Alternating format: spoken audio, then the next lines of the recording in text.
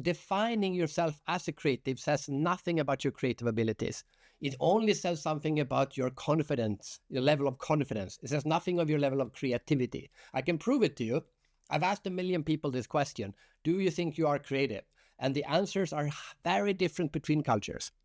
In America, 95% say yes. In South Korea, less than 20% say yes. In Japan, less than 20% say yes. In Singapore, less than 20% say yes. Now, America is one of the most innovative countries on the planet, but Singapore, Japan, and South Korea are in the top 10. See, there's zero correlation between actual creative output and creative confidence. It's just that the Asian people are more humble. That's the only difference. Fredrik Haren, welcome to the Inner Entrepreneur podcast. Thank you so much. I'm very happy to be here. Fredrik, as I was doing a bit of research, it seems to me that you have devoted almost all your adult life to a point of obsession on one topic. You've lectured over 2,000 times and you've spoken in 30 or 40 different countries and you've written 10 books on this topic. So reveal to my audience, what is the topic of your obsession and why is it your obsession? The topic, and I guess you're right. I wouldn't call it an obsession actually, but I'd call it an interest, and the interest is creativity. I'm going to correct you though. I've spoken in 75 countries. I spoke in 19 last year. So just to put the bar where it should be. Yeah, 75. Wow. Because I am not just interested in creativity. I'm interested in creativity from a global perspective, actually from a human perspective, which means I need to go around the world and learn about creativity from people in all places. So that's kind of my niche. I define myself as the creativity explorer. When you say creativity from a human perspective, isn't that the only perspective? Are there other forms of creativity? No, definitely not. But there are different forms of studying creativity. Okay. I don't know. Let's say, I don't know.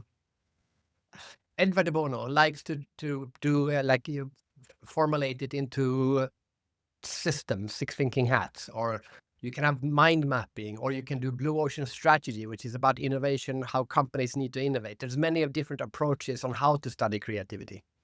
I'm interested in studying it from a human perspective by learning from as many different people as possible. That's kind of there's thousands of creativity experts, but there's only one creativity explorer to simplify it. So they create, as I understand, structures that we can use maybe to help us develop our creativity, and you're exploring creativity, and that's why you've spoken to so many countries. So back to one of my early questions, what led to your fascination with creativity?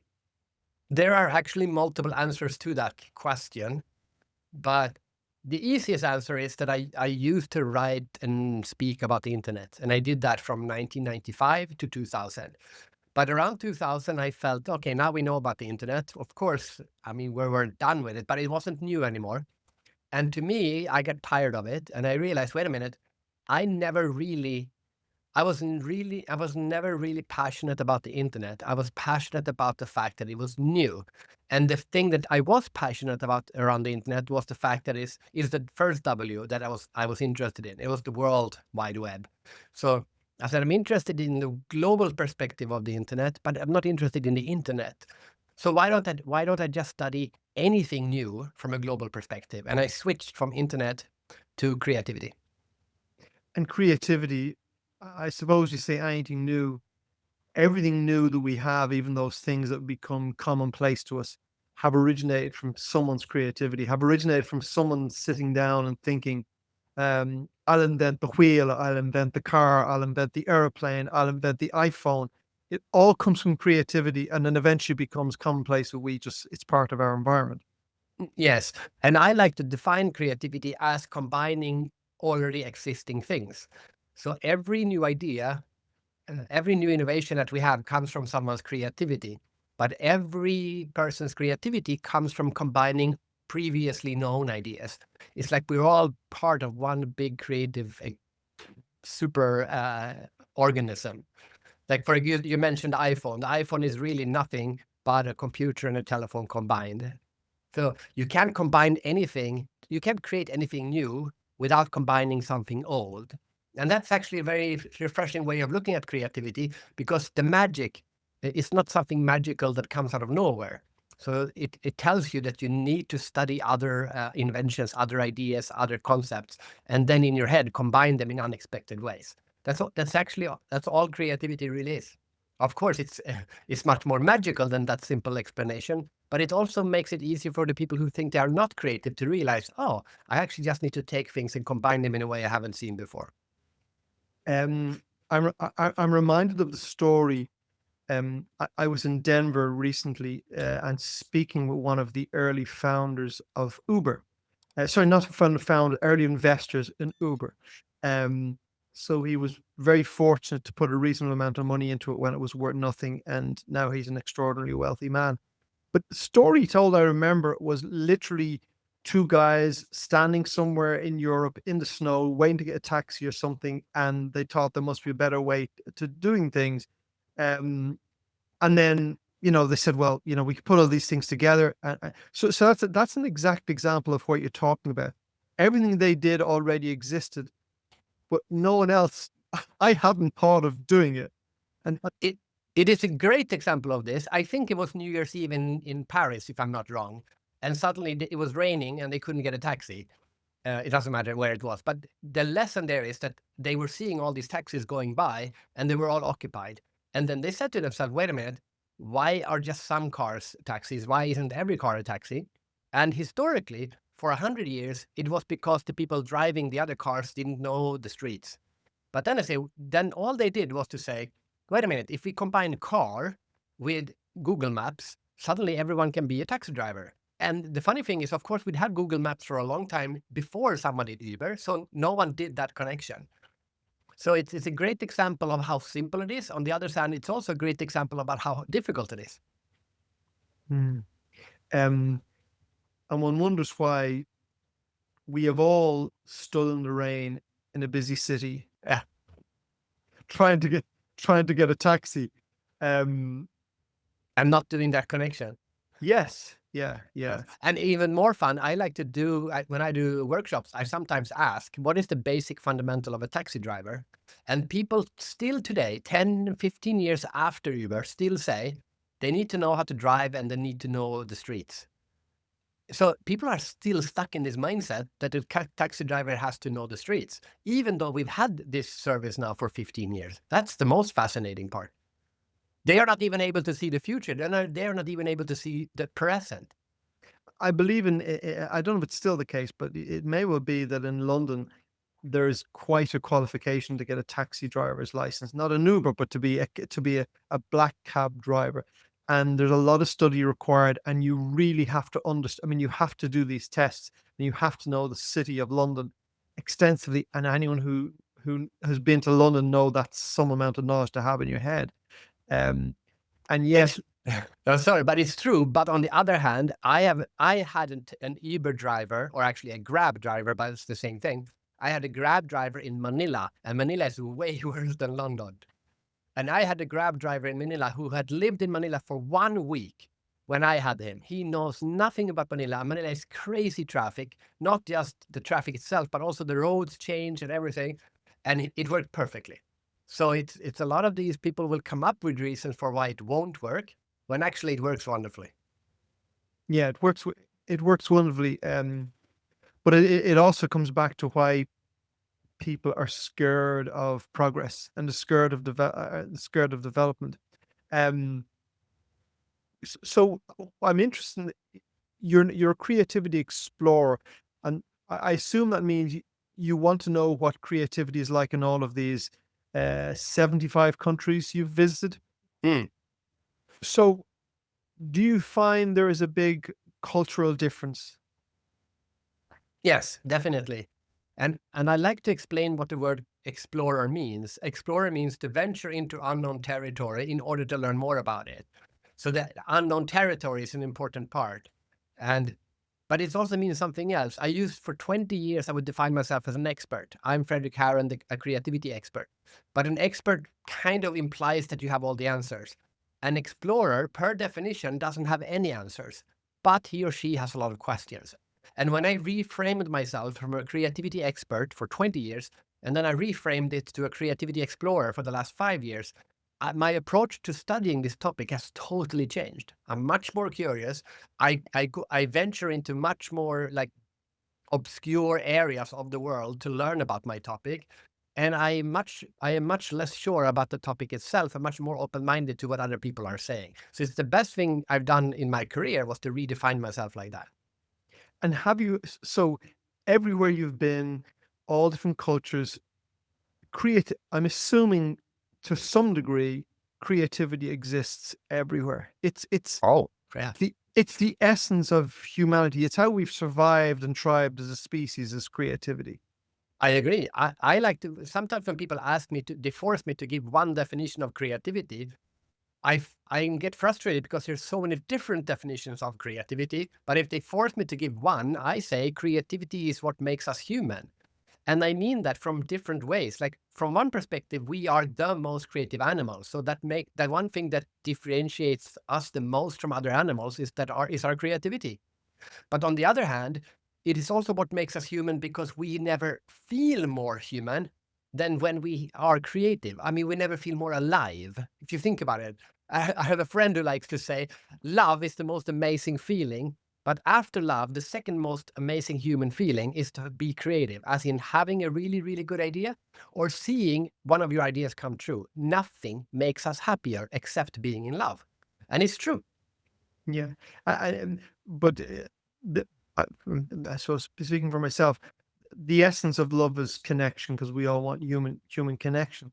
So is it within you used the word magic in relation to creativity earlier? Are we connecting something? Is there something deeper going on here? Are we connecting with something in creativity? I think that is I've never said this out loud, I think, but you said love is a connection between humans and creativity is a connection with the universe. That's how I would describe it. Like a really, really good idea, you feel like you have just connected to something on a totally different level. If you think about the best ideas you ever had in your life, right?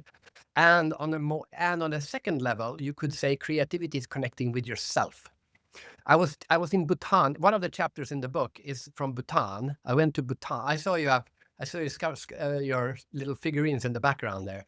I wanted to understand. Yes, I wanted to understand what can I learn about creativity from a country like Bhutan. And I went to and interviewed people there, including the former minister of tourism in Bhutan. And he said to me, you Westerners, you think creativity is about output. And if you think about it, this is a lot about how we talk about creativity. It's like creative expression. I'm expressing who I am, or I'm creating something to the world, or I'm giving something, I'm solving a problem. This is how we talk about creativity. He said none of that is wrong, except the more profound reason for creativity is that creativity is, more than anything else, a way to understand yourself, a way to get to know yourself. And I listened to him and I said, this is profoundly true. And what it means, when you look at it this way, if you flick the creativity more than anything else is to understand yourself, you realize a few things. For example, you cannot fail. If you think that creativity is expressing something to the world or selling something, you can fail. But if creativity is to get to know yourself better, even if, let's say you're, I don't know, doing a painting and you do a painting that is super ugly, you have still learned something about your painting technique, or you have learned something about how you approach painting. You've learned something about yourself. So you suddenly you can't fail anymore, which is fear of failure is one of the biggest killers of creativity. You cannot take that away, because if you look at it as a personal discovery of who you really are, then there's no failure.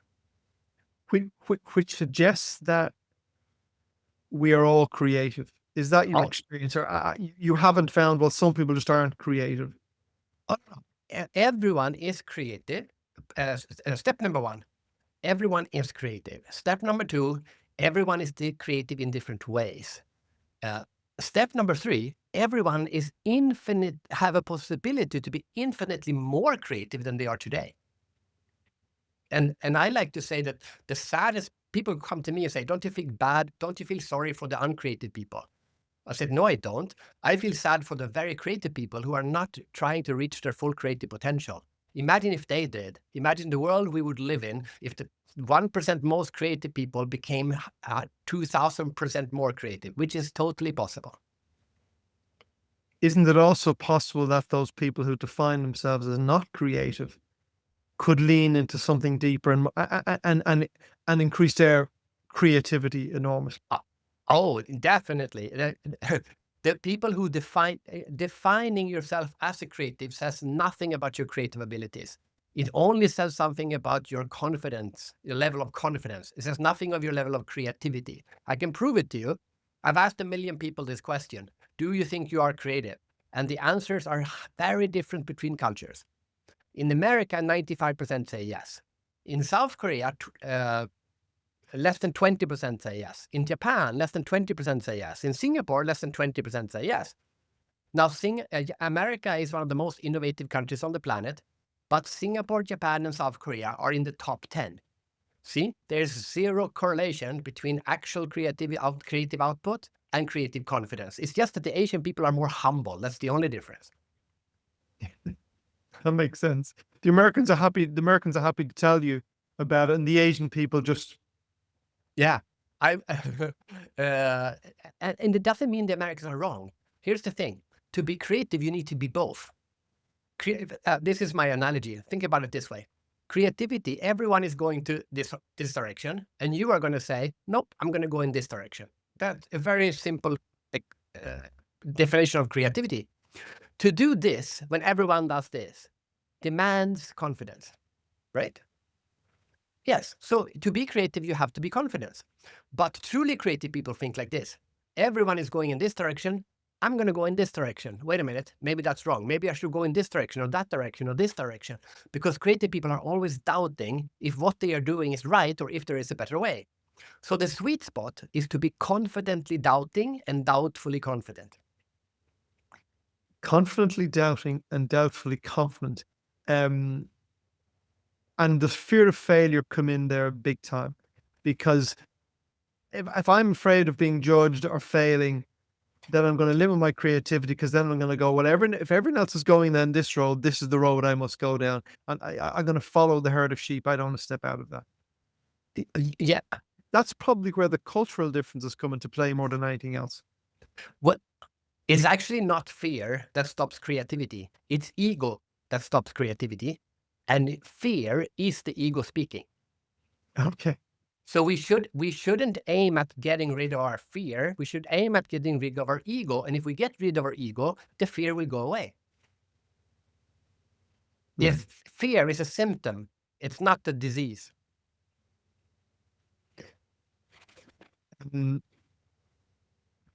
Yeah, this cultural thing interests me. You're talking about cultural differences, but you're suggesting that you find creativity anywhere you go. Maybe they just speak about it differently. When you look at, so the one thing about the US, and without having any political conversation, generally it's considered to be, historically, it's considered to be a free society where freedom of speech, etc., is rated very highly, and we hope that returns. But if you travel to somewhere like, I'm going to say, China or Russia or somewhere where there's less freedom, are people just as creative, or is creativity being stifled? And I used to live in China. I lived in China for between 2005 and 2008. Maybe the most dynamic part of when Chinese innovation really took off, right before the Olympics. And people said to me when I moved in 2005, they said, what on earth are you as a creativity expert? Why are you moving to China? Like they can't be creative there. They don't have freedom. And I lived there for 3 years, and I realized thinking this way is absolutely, it misses the whole point. And by now, we all know China is a super innovative country. They do things in China look what's happening in the car industry now. But in any industry, they are innovating like crazy. So clearly they are. So now you can ask the question, how can they be so innovative when they don't have freedom? And you learn very quickly that the Chinese, if you live in China, you very quickly learn in which areas you cannot be creative, right? And then okay, so in this little area here, we cannot be creative, but in all the other ones, we can be creative. Okay, so they just focus their creativity there. And this is true for all cultures and all countries. There are areas where you're not allowed, from a society point of view, you're not allowed to mess around with things there. And if you do, people get really annoyed. And now you can say, well, isn't this like stopping them? No, it's not. And sometimes people say to me, like, oh, we work in an industry that has, like, for example, banking. We have so much regulations, so we can't innovate. It's exactly the same thing. It's the opposite. If you have a lot of regulations, you can look at those and say, in these areas, we cannot be creative, but so it leaves these areas for us to create. So let's focus on that. It's actually easier to be creative when you have limitations. I'll prove it to you. Say something funny. Oh, I would struggle to say something funny. I'm sorry. Exactly. I've given you no limitations. You have total freedom and you're struggling. Say something funny about Donald Trump. Much easier. It's much easier, even though I've limited your freedom from everything to just one person, right? I've limited limitations are good for creativity. Total freedom is not going to give you total creativity. Yeah, but when you say that, I'm thinking because when I've seen people be most creative is when they're presented with a challenge, because now their energy is in a specific, whether it be business or personal, now their energy is channeled into a specific area. It's not the same thing. Now their creativity is pointing in a specific direction. Well, if it's a problem they want to solve, you have to add the second part of it, because just because you're given a problem doesn't mean people are going to solve it. It's someone described it to me that it's not the problem, it's the path. Creativity is a path, she said. And then if you're on this path and a stone is blocking your path, you will use everything you can to go around the stone because you want to continue on the path. So the problem is not the key here. The path is the key. And the problem is in your way to continue on your path. That's how we should look at it. And you're right. Apollo 13 is a great example. Like, there's a good thing. Do you know the famous quote from the movie or from the real life? Houston, what? Houston, we have a problem. Yeah, they didn't say that. Everyone think they said, Houston, we have a problem. They didn't say that. You know what they said? I have no idea. Houston, we had a problem, which is fundamentally different. These guys have an explosion on board of the spaceship. They're going to die if they don't solve this problem. They're in the middle of nowhere. How are they going to do that? But they went very quickly from the problem phase to the how do we solve the problem phase. Houston, we had a problem. Now let's focus on how to solve it. You see the difference? The stone is just there blocking your path, but the mission is the path. Okay, save us. What do we do? And they solved it under extreme time pressure, right? And they're hugely motivated. They're hugely motivated. But I'm going to challenge you because you said the best ideas come when you have a problem. I would question that. I've interviewed thousands of creative people. The best ideas, the absolutely best ideas, come not in those situations. There are about 5% that are those Houston, Apollo 13 kind of, we have a problem, we have to solve it. The vast majority of the absolutely best ideas come when there is no problem or pressure at all. It's when you are totally relaxed. It's when you are meditating, when you're sleeping. Harry Potter didn't come because J.K. Rowling said, shit, I need to get rich. How do I get rich? Harry Potter came to her because she was sitting on a train between Manchester and London, and the whole idea just came into her head as a daydream. You know, the best ideas come in those extremely relaxed situations. Well, that's really interesting. It goes back to what you said earlier about creativity being an inner exploration. Or actually what I said right before that, when I said it's us connecting to the universe. Yes, yeah. It's us connecting to the universe. Does that suggest a belief in the universe? I mean, yes, it does, but it doesn't necessarily mean religious or faith or God or anything like this. But you ask someone who has gotten an idea like this, and not everyone has, but you interview the people who have had ideas like this, and they all describe the same things. Can I give you, I mean, this is kind of your area. So can I share some examples of these kind of ideas with you? Please. Of the people I've interviewed. Okay. First one. This is the first. This is good because he put names on it. This is a guy. Johnson Sang is a sculptor in Hong Kong, and he has like 600,000 followers on Instagram. He does amazing sculptures. So I met with him, and he does sculptures. Imagine this: it's like a face with a face coming out of it, with a face coming out of that face. It's weird, super weird. And he said, "How do you get these ideas?" And he said, "I don't get these ideas. These ideas come to me." And he defined ideas as this: there are divine ideas and there are more mortal ideas. A mortal idea is, oh, I'm going to make pancakes today. It's like your conscious brain coming up with an idea. A divine idea is not something you come up with. It's something that comes to you, right? In a dream and in a meditation, in something like this. And here's the funny part. I would walk around in his studio and I would look at his sculptures. One sculpture, for example, was Donald Trump in a cage. And I look at that and say, that's a nice sculpture. If I said that's a nice sculpture, I knew that's a mortal idea. That's your conscious brain saying, I'm going to make a sculpture of Donald Trump and what I think about him. Then I saw this other sculpture, which is like a canoe with a face and a foot coming out. And I was like, what the hell is this? What is this? And I look at those and I said, that's a divine idea. You didn't come up with that came to you. Every single time I was correct. I could tell right away.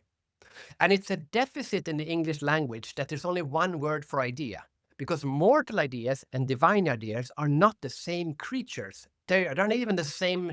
They're not even on the same branch of the evolutionary tree. It's like animals and plants. They're totally different. And here's the funny thing, divine ideas are always the most beautiful.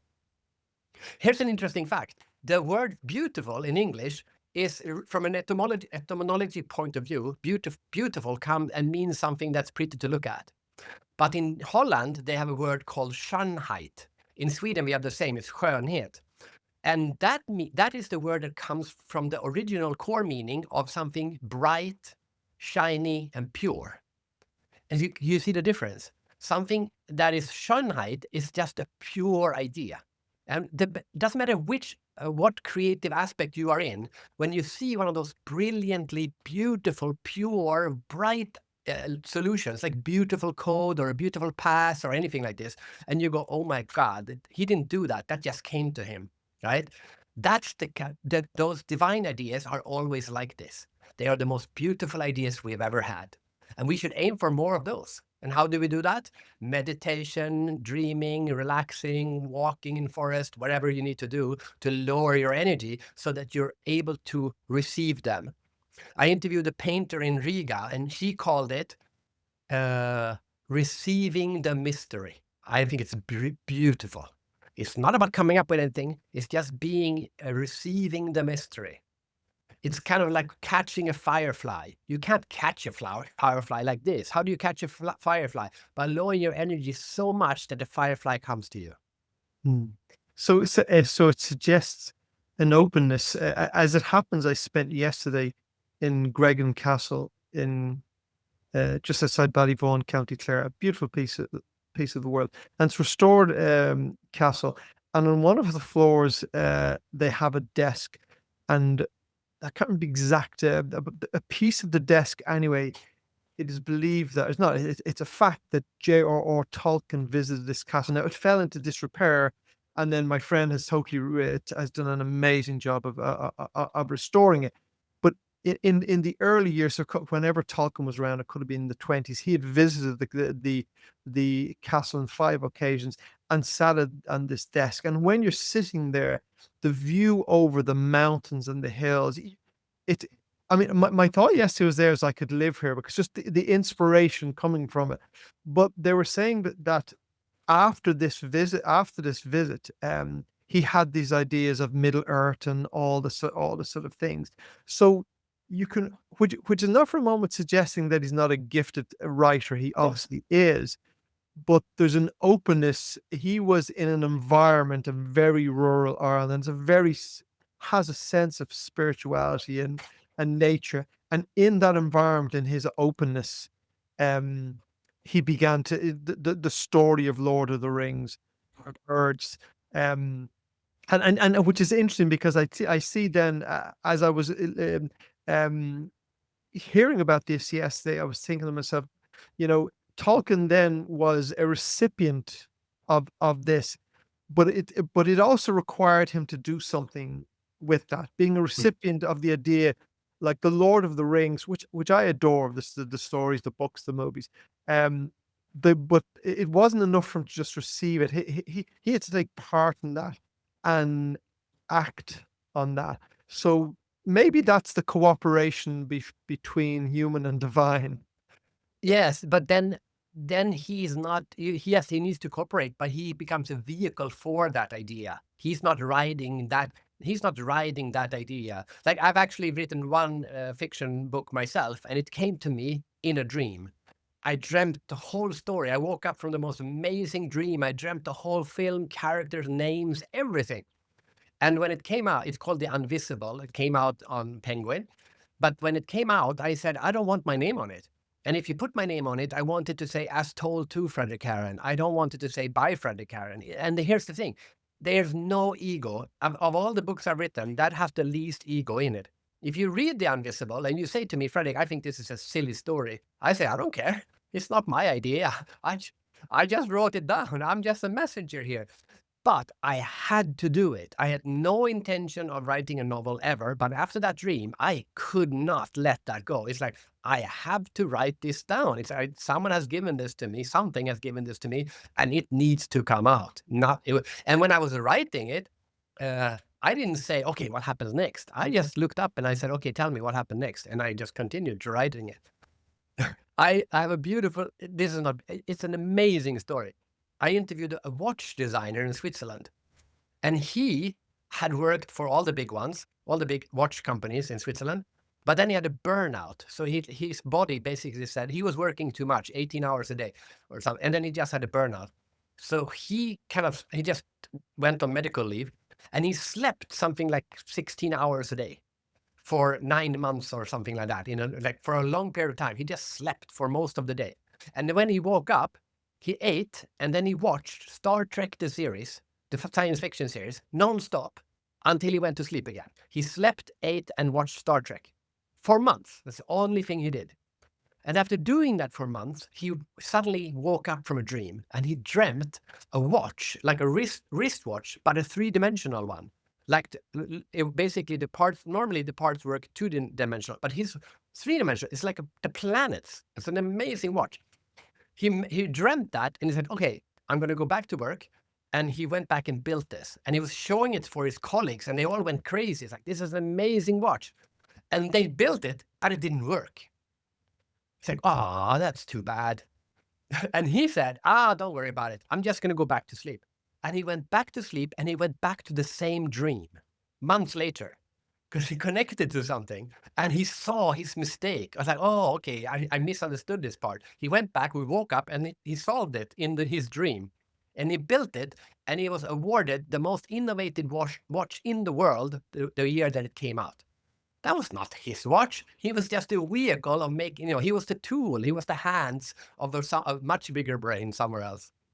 But also what's interesting there is that he didn't create it from hard work. He created it from sleeping. He created from dropping into that creative zone. Yes. Which is really, really interesting.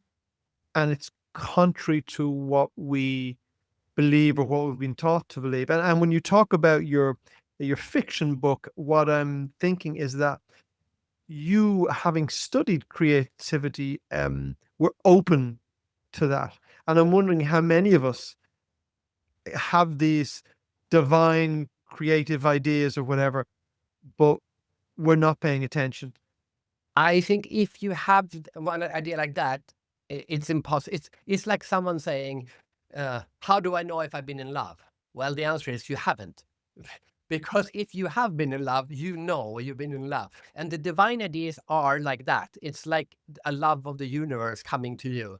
But that doesn't, if you haven't had that, it doesn't mean that you can't be creative, because creativity can also be sitting down hard, together in a group, and for 8 hours working, sweating it out, solving a problem, and coming up with something amazing. That can also, just a different, it's just a different kind of creativity. right?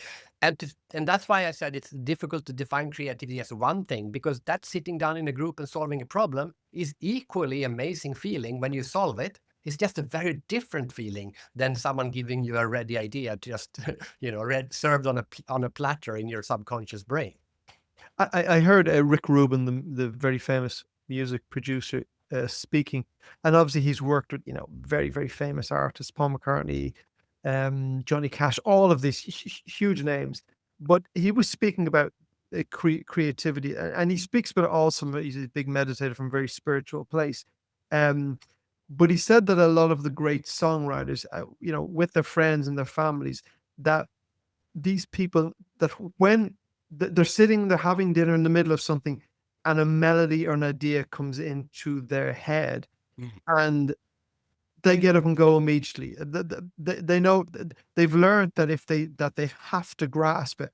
They're in the middle of dinner with the family, and they go, "I'll catch it after dinner.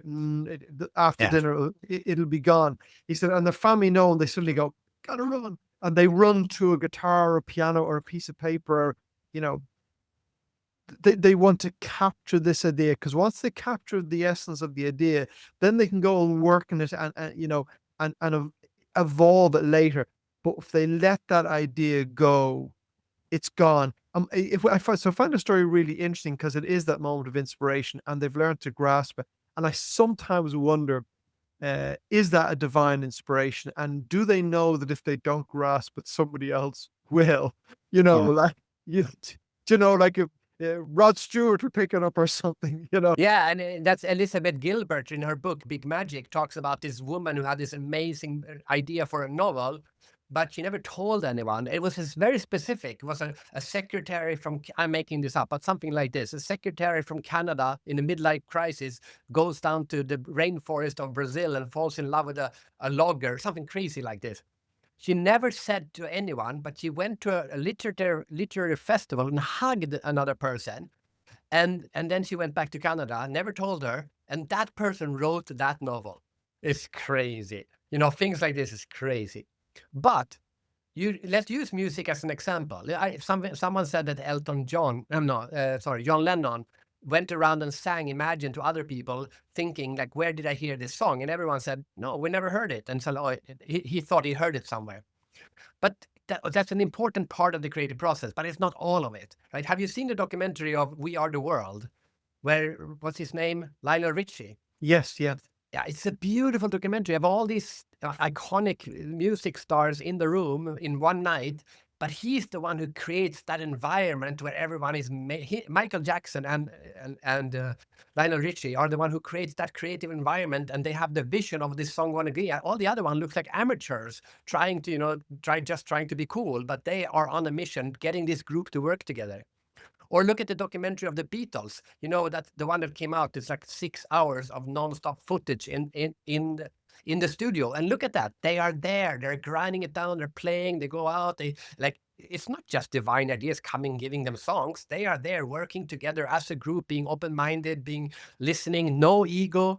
That's also creativity. Like, all of these three examples are great example of creativity, but they're very different when you look at what they are.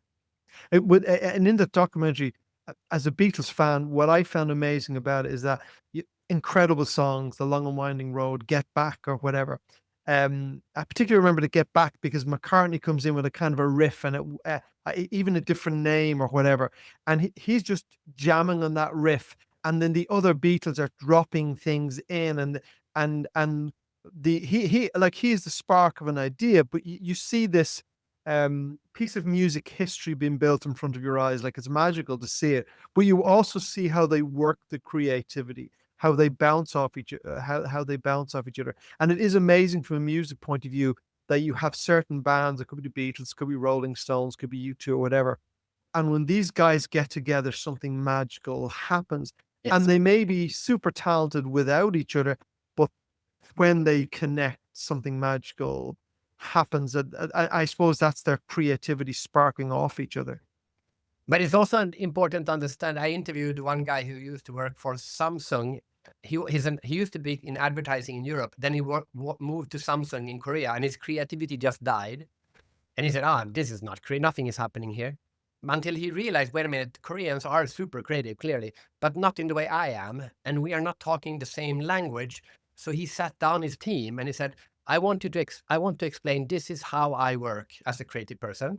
And I want you to describe to me how you work as a creative person in a group so that I know. For example, if you and I were in a team, let's say we were put in a team, I would explain to you, I'm an extreme introvert, which means when we are in big groups, I might look angry or bored. I'm not. I'm just uncomfortable in big groups. I live on an island for a reason. I don't like neighbors. I'm an introvert. I'm super excited to be here. I'm passionate about the project, but my ideas might come later. But so don't let my appeared negative energy drive you down. Now you know how I work, right? The Beatles were the Beatles because they were able to work together like that, and they knew each other's how they work, and they were able to. But you can help create that environment if everyone understands how everyone else creates, and most groups never do that. So now we're just guessing how the other people like to be. Like some people might like. I want you to challenge me. Some people must say, I get stressed when someone challenges me. You need to tell each other. But it's interesting because what you refer to there requires some self-awareness and maturity to sit in a room and go, hey, I'm an extreme introvert and this is how I operate. Don't confuse it with something else. And most people don't have that. And when we look at We Are the World, which I watched that maybe the last 3 months or so, but there was a massive amount of ego. Yeah. A massive amount of ego in that room. And if I remember, I don't think Prince came to it, but the story was that he pulled him outside and the car door opened. But for him, he was a hugely shy individual. And you think, my God, he's Prince, so talented. But for him to walk into a room with all these megastars, although he absolutely stands there amongst them, it was his fear of going, I can't go in there. And that is an ego thing as well. So I imagine there are so many people in that room thinking, what does everyone think of me? Yeah. And that stifles the ego. When I'm wondering about this thing of the creative space and the meditation and the nature and all these things that open us up to this connection with the universe or divine inspiration or whatever it is, how does the world we live in today impact on that, on technology? Because it seems like we're on a computer screen now. And I mean, everywhere I go, I have my phone here, or my iPad, I have my television. I get into, I had a 3 hour drive yesterday back from the castle down in Clare, but I was fully entertained in that. I had iTunes to listen to whatever music I want. I was listening to a Bernard Cornwell book. So I'm wondering, does the modern world and technology stifle creativity? Because if that was 50 years ago, I would have had a slower drive back and it would have been just me in the car with my thoughts. Would that have served my creativity better? Yeah, it's a good question to ask and reflect on. But if you ask me, if done right, today is better than 50 years ago.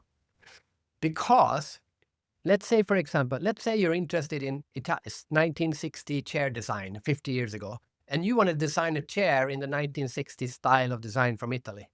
What would you do? Right? You go down to your local library and say, hi, do you have some chairs, books on Italian chair design? And they say, no, we have one book about chair design with 2 pages about Italy in it. And then you would read that book and that would be your inspiration. Now you go on internet to Italian chair design, and then you ask ChatGPT, give me a summary of Italian chair design from 1960s and give me some examples. And in 0.2 seconds, you have 10,000 pieces of inspiration on Italian chair design, right? Boom, just like that. Then you need to stop. Here's the thing. The word inspiration literally means to breathe in. You inspire. And then when you breathe out, you perspire, right? So if you're constantly breathing in, you actually die, right? If you're constantly being inspired, you can't create anything because creativity is expression. It's actually not inspiration, it's perspiration. I mean, you're breathing out, you create something. So you need to learn to get enough inspiration, because inspiration is the fuel of creativity, just like oxygen is the fuel for the body. So you need to be inspired, but then you need to turn it off and say, okay, enough of the inspiration, now I'm going to create. So then when you have enough inspiration, you turn that off And then you started to take, okay, what was that from that inspiration that I can turn into something meaningful and I can create? I met this guy in the Maldives. He runs a luxury resort in the Maldives, and his job basically is like head of business development or something, or that's part of his role anyway, thief.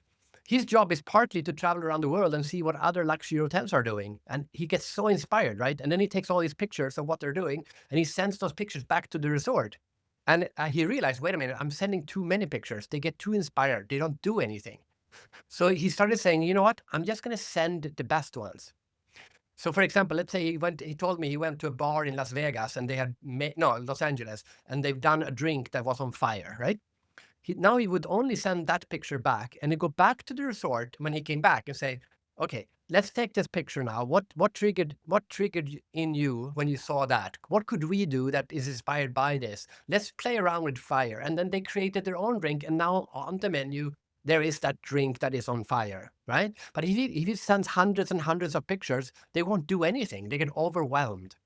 He talks about creative respiration.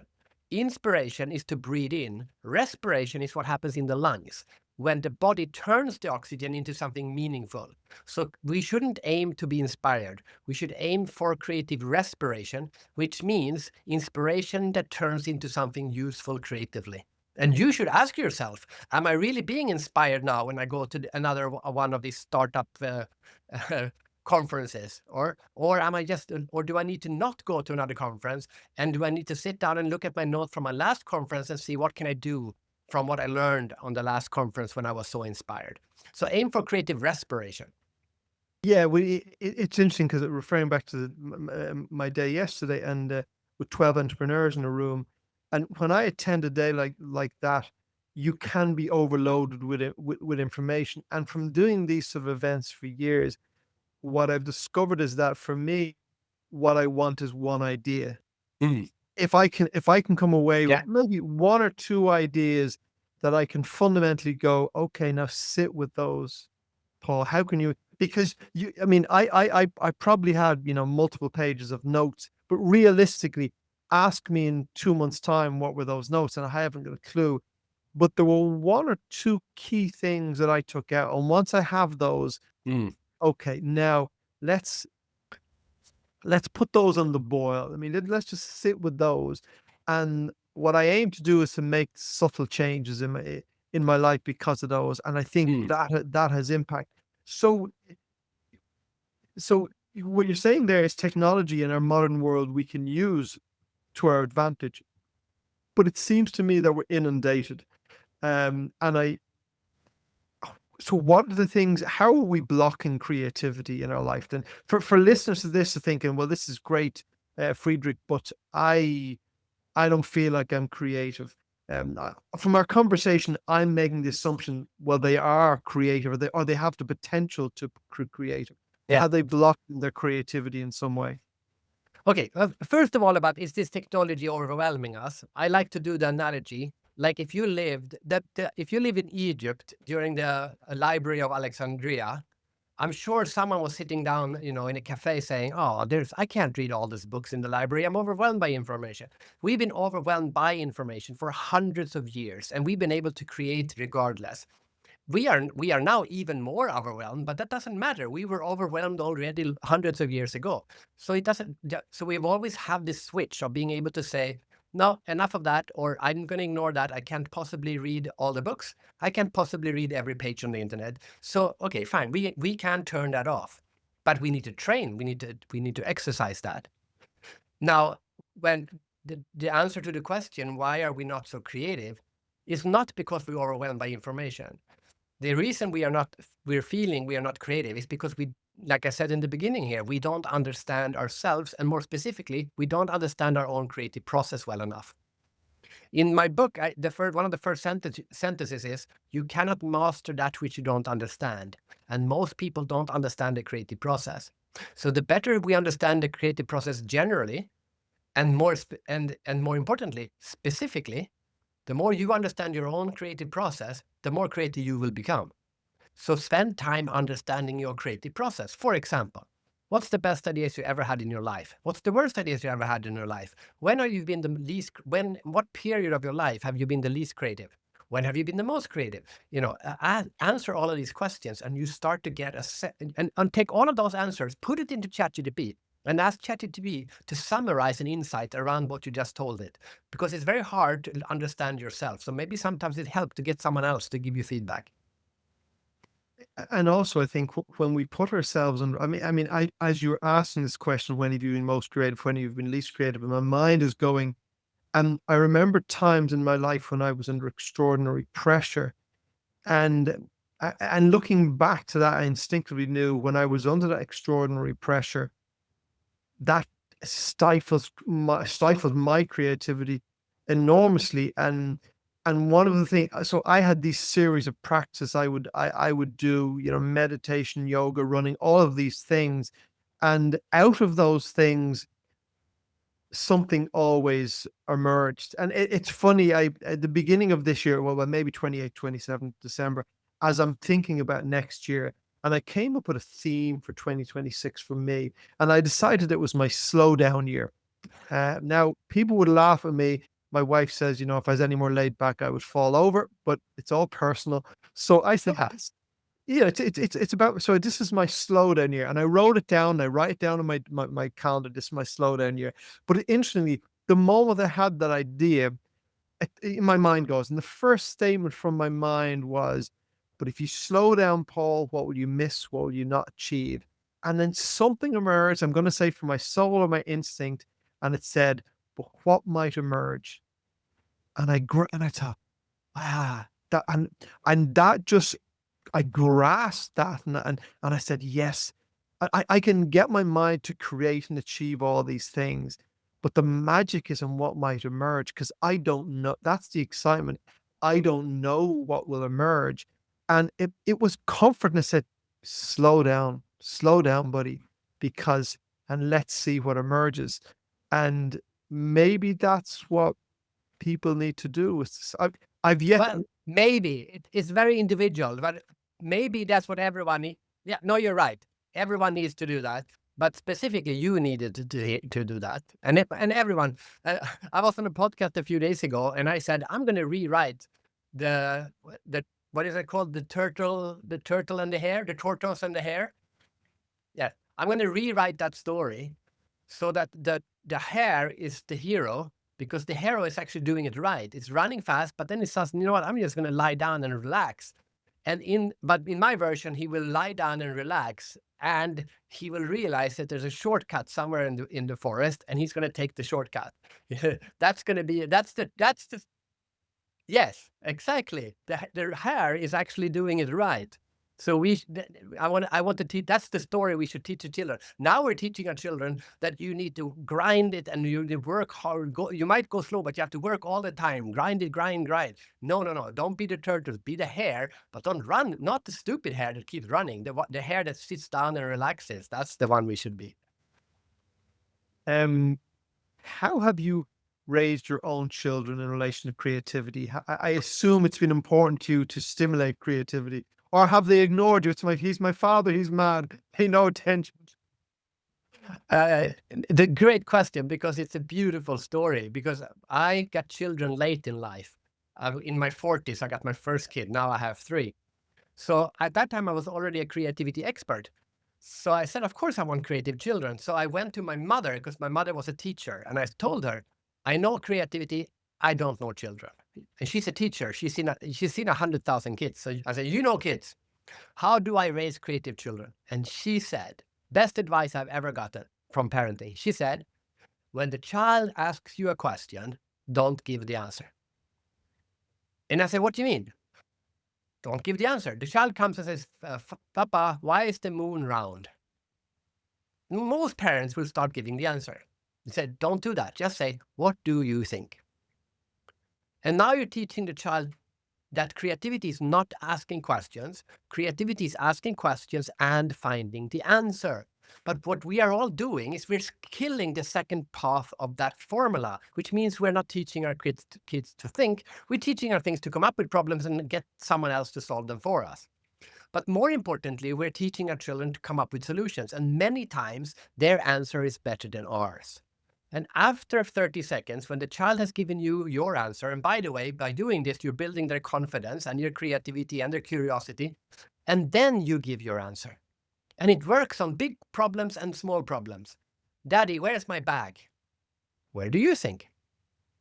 Right? And then and I've done that with my kids. I'm very proud to say I've done. It's super difficult, but it is really, really helping. It works on people too. If you're a boss, someone comes to you and say, "Hey, how do we solve this problem? What do you think?" But it's interesting. I mean, I've run businesses for 40 years, but if you want teams that largely run the business without you being involved every single day, you need to give a huge amount of autonomy to people. And you need people who learn to fix problems by themselves and be creative by themselves all of the time. Because you create dependency on you if you answer all the questions. But if they've been raised as most children are raised and as most employers treat their staff, they don't learn that. And so but that requires trust. It requires trust in your children that they're intelligent, that they'll figure things out. And if people work for you, it requires trust. But I mentor a lot of entrepreneurs, and I do find that often, particularly if they're younger than you, and I'm 60 now, so if they're younger and maybe less experienced in business, they have come to you for answers, and I go, no, I don't have any answers, and I don't have any business advice. But I'll listen to you, and we will chat.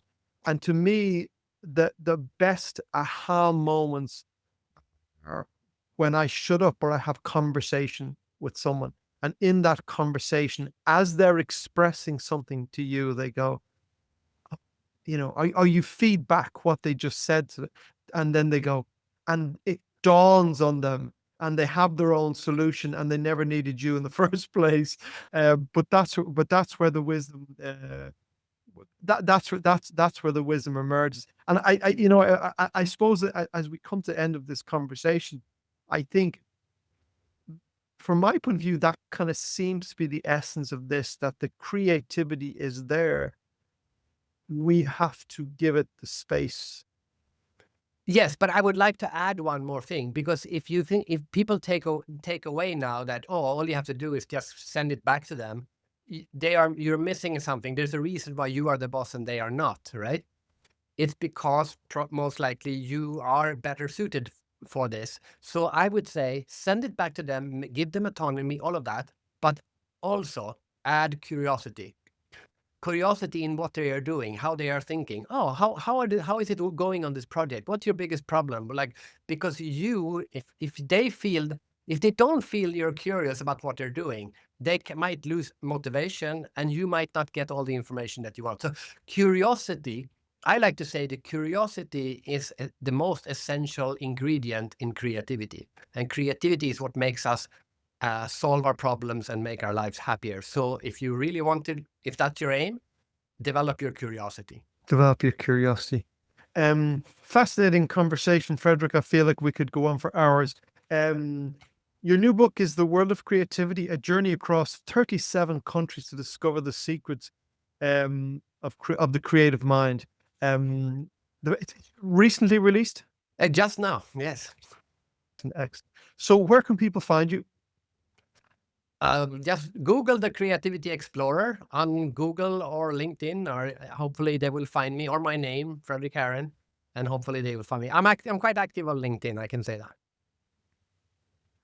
I will put links to your website, your book, and your LinkedIn in the show notes. So if anyone wants to follow you or buy the book or learn more about what you do, I would encourage them to do so. Fredrik Haren, it's been an absolute pleasure chatting to you. I agree. Wonderful conversation.